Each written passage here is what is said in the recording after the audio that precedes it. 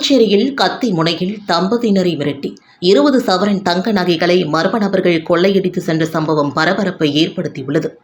புதுச்சேரி காமராஜர் நகர் தொகுதிக்குட்பட்ட சின்னையன்பேட் ஐயப்பன் நகரை சார்ந்தவர் சங்கர். இவர் மனைவியுடன் சேர்ந்து ஜூஸ் கடை நடத்தி வருகிறார். இந்நிலையில் கடந்த மாதம் 31ஆம் தேதி கடையில் வேலையை முடித்துக் கொண்டு சங்கரின் மனைவி வீட்டிற்கு வந்துள்ளார். அப்போது வீட்டின் பின்பக்கம் வழியாக புகுந்த டிப்டாப் ஆசாமிகள் 3 பேர் சங்கரின் மனைவியை மிரட்டி பிடித்து வைத்தனர். தொடர்ந்து சில மணி நேரம் கழித்து சங்கர் வீட்டிற்கு வந்தவுடன் திருடர்கள் சங்கரை பிடித்து கத்தியை காட்டி மிரட்டி சராமரியாக தாக்கினர்.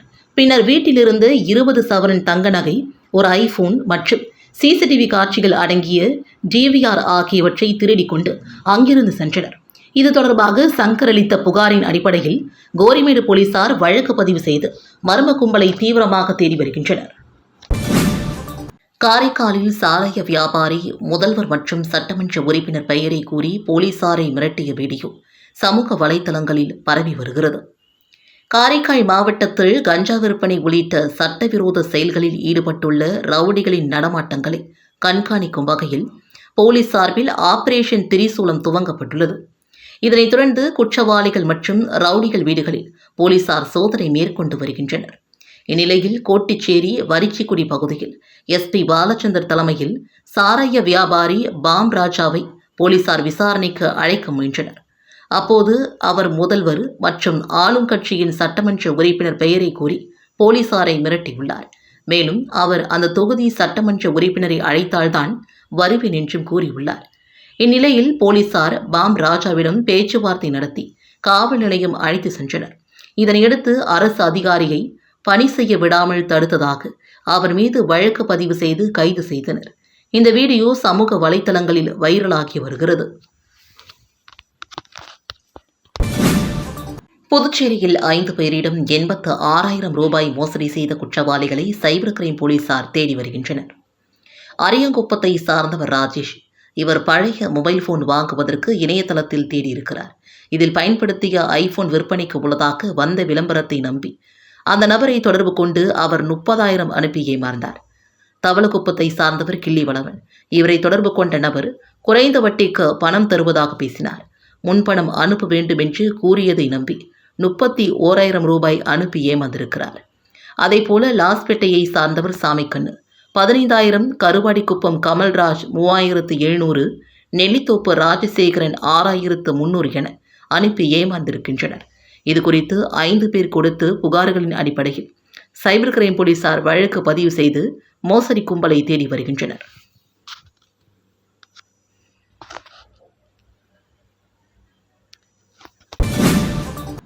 புதுச்சேரியில் எப்போதும் இல்லாத அளவிற்கு இந்த ஆண்டு புத்தாண்டு கொண்டாட்டத்தில் 8 கோடி ரூபாய் மது விற்பனையானது குறிப்பிடத்தக்கது. புத்தாண்டை கொண்டாட கடந்த டிசம்பர் 31ஆம் தேதி புதுச்சேரியில் திரளான சுற்றுலா பயணிகள் குவிந்தனர். இதனால் நகர பகுதியில் உள்ள உணவு விடுதிகள், துணிக்கடைகள், மதுபான கடைகள் உள்ளிட்ட வணிக நிறுவனங்களில் சுற்றுலா பயணிகளின் கூட்டம் அலைமோதியது. இதில் புதுச்சேரி, காரைக்கால், மாகே, ஏனாம் உள்ளிட்ட பகுதிகளில் மொத்த விற்பனை, ரெஸ்டோ பார் மற்றும் மதுபான கடைகள் என மொத்தமாக 473 உள்ளது. இந்த மதுபான கடைகளில் 31ஆம் தேதி ஒரு நாள் மட்டும் 8 கோடி ரூபாய்க்கு மேல் மதுபானங்கள் விற்பனையாகின. மேலும் புதுச்சேரி அமுது சுரபி நிறுவனத்திற்கு 15 மதுபார்கள், கான்பிட் நிறுவனத்திற்கு காரைக்கால் உட்பட 9 மதுபார்கள் உள்ளன. இதில் சர்தார் வல்லபாய் பட்டேல் சாலையில் உள்ள அமுது சுரபி, எலிட் மற்றும் கான்பிட் மொத்த மதுபான கடைகள் மட்டும் 31ஆம் தேதி 12 லட்சம் ரூபாய்க்கு மதுபானங்கள் விற்பனையாகியுள்ளது. மொத்தமாக இந்த நிறுவனங்களில் 24 பார்களில் 60 லட்சம் ரூபாய்க்கு மதுபானங்கள் விற்பனை செய்யப்பட்டுள்ளன. எப்போதும் இல்லாத அளவிற்கு இந்த ஆண்டு புத்தாண்டு கொண்டாட்டத்தில் 8 கோடி ரூபாய்க்கு மது விற்பனையானதும் குறிப்பிடத்தக்கது.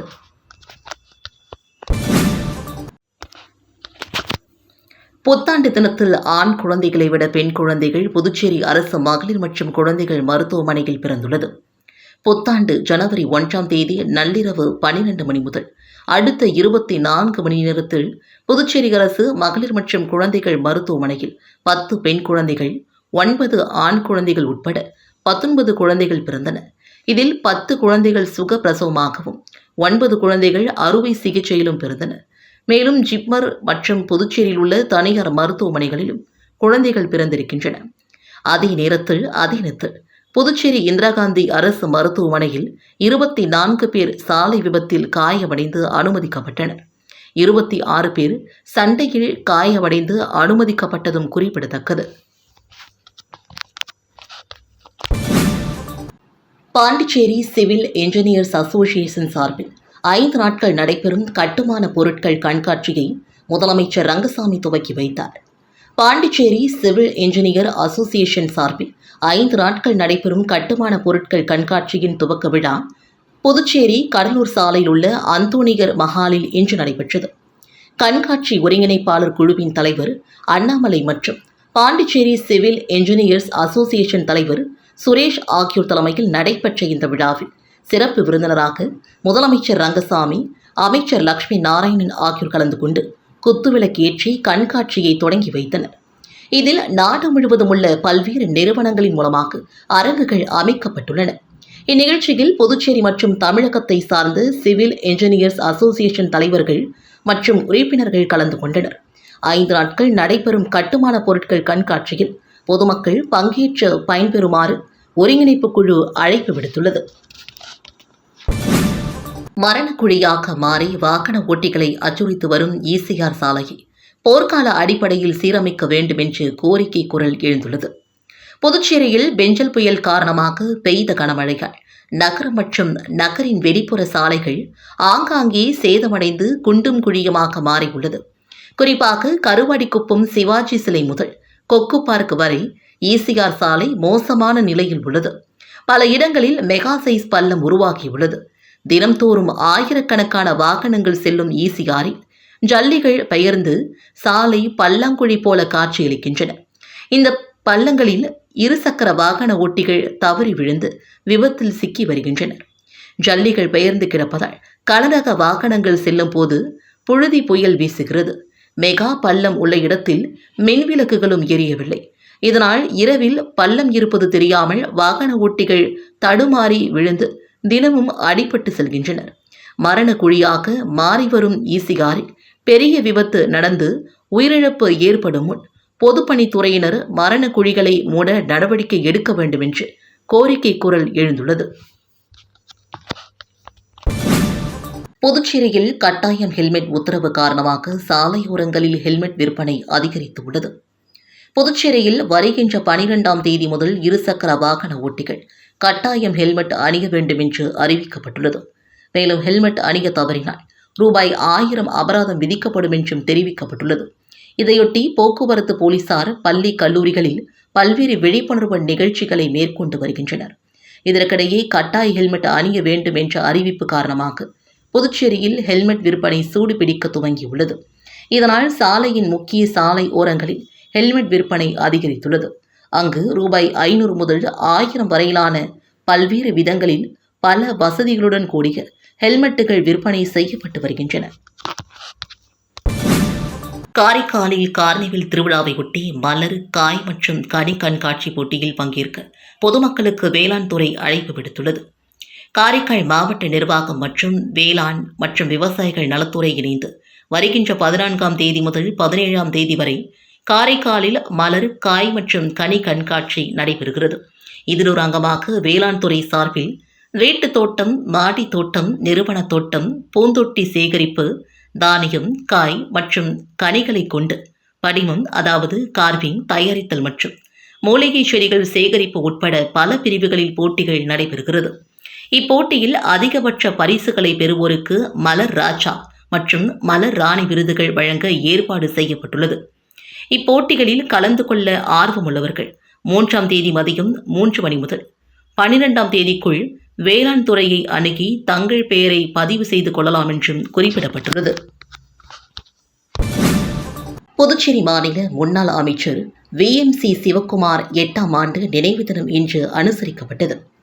புதுச்சேரி மாநிலத்தின் முன்னாள் அமைச்சரும் வளர்ச்சி குழு தலைவரும் நிரவி திருப்பட்டினம் தொகுதி சட்டமன்ற உறுப்பினருமான அமரர் VMC சிவக்குமார் 8ஆம் ஆண்டு நினைவு தினம் இன்று அனுசரிக்கப்பட்டது. அவரது இல்லத்தில் வைக்கப்பட்டிருந்த அன்னாரின் திருவுருவப்படத்திற்கு அன்னாரின் மகன் VMC மனோ மலர் தூவி அஞ்சலி செலுத்தி 2 நிமிடம் அஞ்சலி செலுத்தினார். மேலும் அதனைத் தொடர்ந்து முக்கிய பிரமுகர்கள், ஆதரவாளர்கள், கிராம மக்கள் கலந்து கொண்டு நினைவஞ்சலி செலுத்தினார்கள்.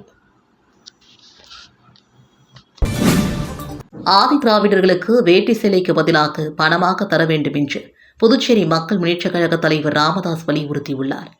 இது தொடர்பாக அவர் வெளியிட்டுள்ள அறிக்கையில், பொங்கலையொட்டி ஆதி திராவிடர் நலத்துறை சார்பில் வேட்டி சேலை வாங்குவதற்கான பணம் அவரவர்கள் வங்கிக் கணக்கில் போடப்பட்டு வந்தது.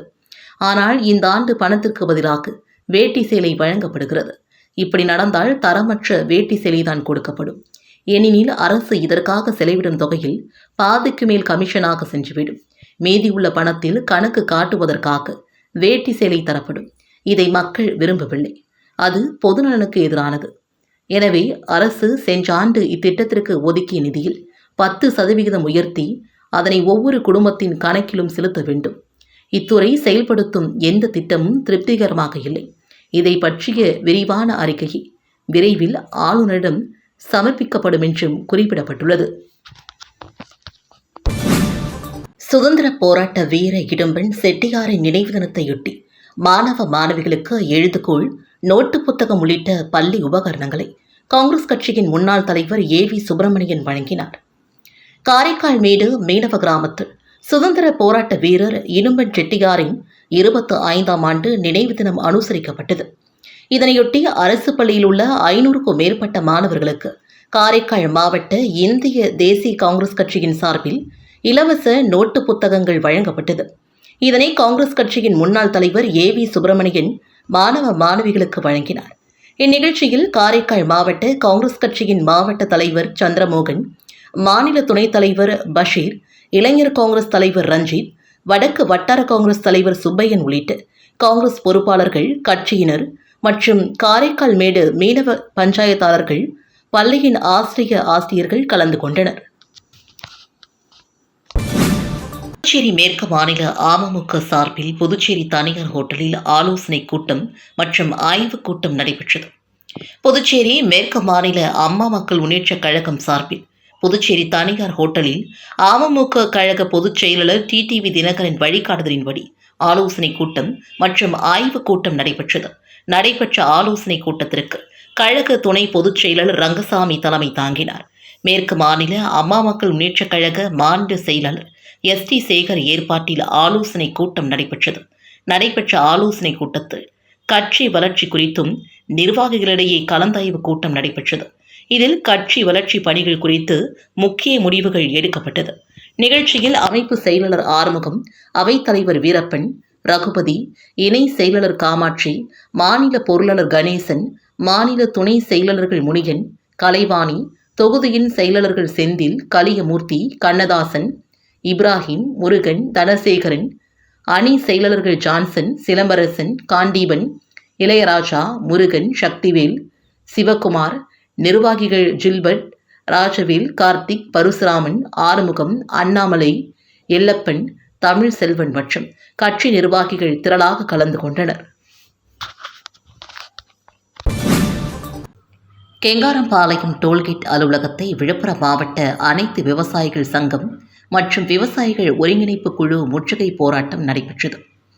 விழுப்புரம் நாகப்பட்டினம் 4 வழி சாலை பணி நடைபெற்று வருகிறது. அதற்கான மதகடிப்பட்டு, திருபுவனை, திருவண்டார்கோவில், கண்டமங்கலம் ஆகிய பகுதிகளில் மேம்பாலங்கள் அமைக்கப்பட்டுள்ளன. மேலும் கண்டமங்கலம் பகுதிகளில் மேம்பால பணிகள் ஒரு பக்கம் முடிந்து வாகனங்கள் சென்று வருகின்றன. மற்றொரு பக்கம் பணிகள் முடிந்து சாலை திறக்கப்படாமல் உள்ளது. இந்நிலையில் திருவண்டார்கோவில், மதகடிப்பட்டு பகுதிகளில் மேம்பாலத்தில் விரிசல் காரணமாக போக்குவரத்து தடை செய்யப்பட்டு சீரமைக்கும் பணி நடைபெற்று வருகிறது. அதேபோல திருபுவனை பகுதியில் ஒருபுறம் சர்வீஸ் சாலை அமைக்கப்படாமல் உள்ளது. இந்நிலையில் கெங்கரம்பாளையம் பகுதியில் டோல்கேட் அமைக்கப்பட்டு சோதனை ஓட்டம் நடைபெற்று வந்தது. இதனைத் தொடர்ந்து இன்று டோல்கேட் திறக்கப்படும் என்று அறிவிப்பு வெளியாகி இருந்த நிலையில் இன்று டோல்கேட் திறக்கப்படவில்லை. இந்நிலையில் விழுப்புரம் மாவட்ட அனைத்து விவசாயிகள் சங்கம் மற்றும் விவசாயிகள் ஒருங்கிணைப்பு குழு சார்பில் டோல்கேட் அலுவலகத்தை முற்றுகையிட்டு ஆர்ப்பாட்டம் நடைபெற்றது. இந்த ஆர்ப்பாட்டத்திற்கு விழுப்புரம் மாவட்ட அனைத்து விவசாயிகள் சங்க தலைவர் கலியவரதன், விவசாயிகள் ஒருங்கிணைப்பு குழு தலைவர் முருகையன், பொதுச் செயலாளர் டிபி ரவி ஆகியோர் தலைமை தாங்கினர். விவசாயிகள் ஒருங்கிணைப்பு குழு பொருளாளர் ஜெயராமன், விழுப்புரம் மாவட்ட அனைத்து விவசாயிகள் சங்க பொருளாளர் நாகராஜ் ஆகியோர் முன்னிலை வகித்தனர். போராட்டத்தில் விவசாயிகள் ஒருங்கிணைப்பு குழு துணைத் தலைவர்கள் ராமகிருஷ்ணன், பாஸ்கர், துணை செயலாளர்கள் ஜெயகபி, ஆதிமூலம், பகுதி செயலாளர்கள் பெரியவர் ரங்கநாதன், அன்பழகன், பழனி, தாமோதரன், கருணாநிதி, முத்துவேல், இளங்கோவன் ஆகியோர் கலந்து கொண்டனர். இதனைத் தொடர்ந்து பிரதிநிதிகள் டோல்கேட் முன் நின்று பல்வேறு கோரிக்கைகளை வலியுறுத்தி முற்றுகை ஆர்ப்பாட்டம் நடத்தினர். இதனைத் தொடர்ந்து அலுவலகத்திற்கு உள்ளே சென்று அதிகாரிகளை சந்தித்து தங்களுக்கு விழுப்புரம், புதுச்சேரி செல்வதற்கு தனியான சர்வீஸ் சாலை அமைக்க வேண்டும் என்றும், சாலைகள் முழுவதும் சீரமைத்த பிறகு டோல்கேட் திறக்க வேண்டும் என்றும் வலியுறுத்தினர். இதுகுறித்து தகவலின் அடிப்படையில் சம்பவ இடத்திற்கு விரைந்து வந்த வலவனூர் காவல் நிலைய சிறப்பு உதவி இன்ஸ்பெக்டர் அய்யனரப்பன் விவசாய சங்கங்களின் பிரதிநிதிகளிடம் பேச்சுவார்த்தை நடத்தினார். இதனைத் தொடர்ந்து அனைத்து விவசாய சங்கங்களை சார்ந்த பிரதிநிதிகளும் கலைந்து சென்றனர். இதனால் அப்பகுதியில் அரை மணி நேரம் பரபரப்பு காணப்பட்டது. பெட்ரோல், டீசல் விலை உயர்வை கண்டித்து இந்திய ஜனநாயக வாலிபர் சங்கத்தினர் வாகனங்களை கயிறு கட்டி இழுத்து நூதன ஆர்ப்பாட்டத்தில் ஈடுபட்டனர். புதுச்சேரி மாநிலத்தில் பெட்ரோல், டீசல் விலை உயர்த்தப்பட்டதற்கு பல்வேறு தரப்பினரும் கண்டனம் தெரிவித்து வருகின்றனர். அந்த வகையில் இந்திய ஜனநாயக வாலிபர் சங்கம் சார்பில் பெட்ரோல், டீசல் விலை உயர்வை கண்டித்து நூதன ஆர்ப்பாட்டம் நடைபெற்றது. சங்க தலைவர் கௌசிகன், செயலாளர் சஞ்சய், சேகரன், பொருளாளர் ரஞ்சித்குமார் ஆகியோர் தலைமையில் 50க்கும் மேற்பட்ட நிர்வாகிகள் கலந்து கொண்டு வாகனங்களை கயிறு கட்டி இழுத்து வந்து நூதன ஆர்ப்பாட்டத்தில் ஈடுபட்டனர். காமராஜர் சாலையில் வாகனங்களை கயிறு கட்டி இழுத்து ஊர்வலமாக சென்றனர். அப்போது மத்திய, மாநில அரசுகளை கண்டித்து கண்டன கோஷங்களை எழுப்பினர்.